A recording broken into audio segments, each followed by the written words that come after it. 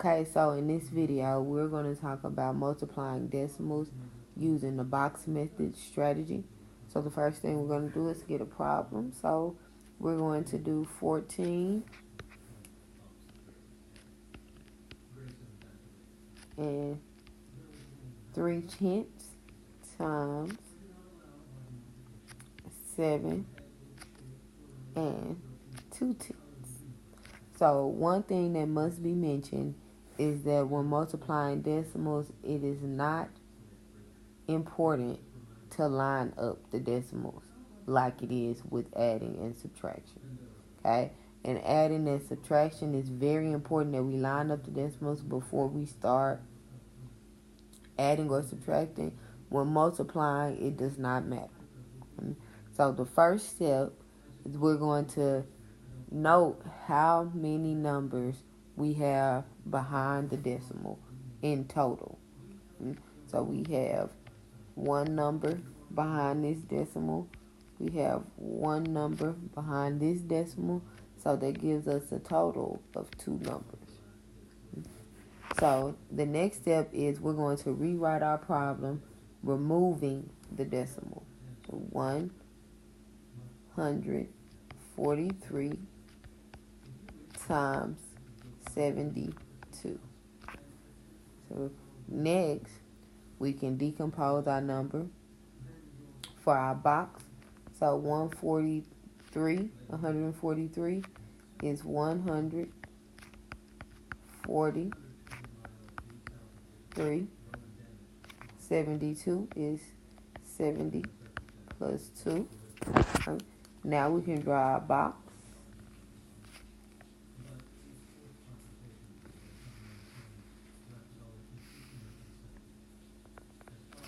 So at the top, we'll have 140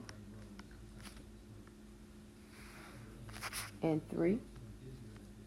And on the side, we'll have 70 and 2.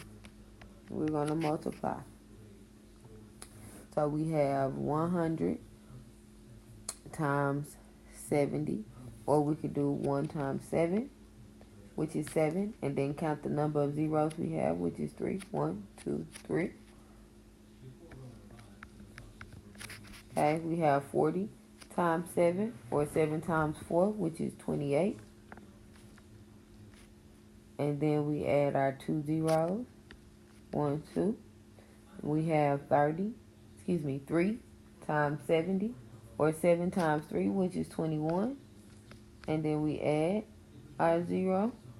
And so from there we go to the next row, and we multiply 100 times 2, which we know is 200. Okay.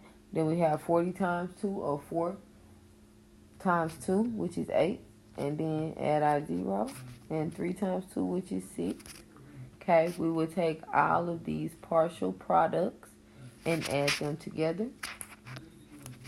So we have 7,000 plus 2,800 plus 210 plus 200 plus 80 plus 6.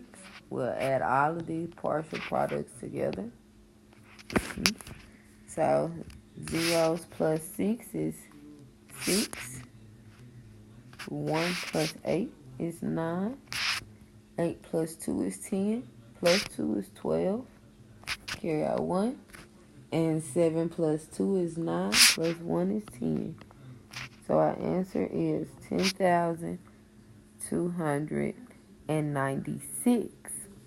So now we add our decimal.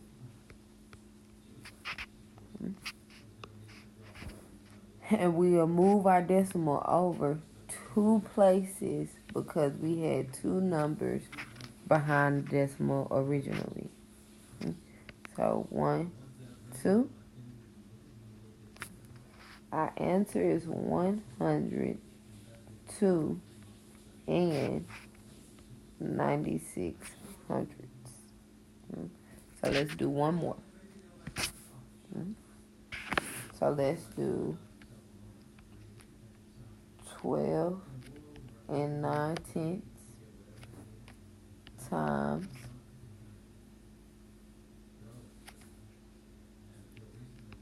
3 and 2/10. Okay. Remember again, lining up the decimals when multiplying does not matter. Okay, it will not really have an impact on your answer, but you do want to make sure you make a notation of how many numbers are behind the decimal. So we have one number behind the decimal on top, one number behind the decimal on the bottom, which gives us 2 numbers total. Okay. So then from there, we're going to rewrite the problem, taking out our decimal. So we'll have 12 and 9/10, which will equal 129 when we take out our decimal, and 3 and 2/10, which will equal 32 once we take out the decimal. Okay, so we're going to decompose these numbers.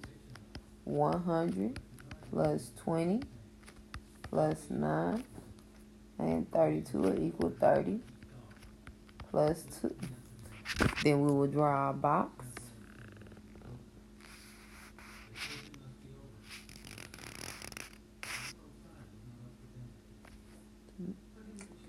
And we'll write our problem. So 100, 20, 9, then 30, and 2. So we'll have 30 times 100, or 3 times 1, which is 3. And then add our zeros. 1, 2, 3 zeros. 20 times 30, or 2 times 3, which is 6. Then add those 2 zeros. We'll have 9 times 30, or 3 times 9, which is 27. And add that 1 zero. Then we'll go down to the next row. 100 times 2, which we know is 200.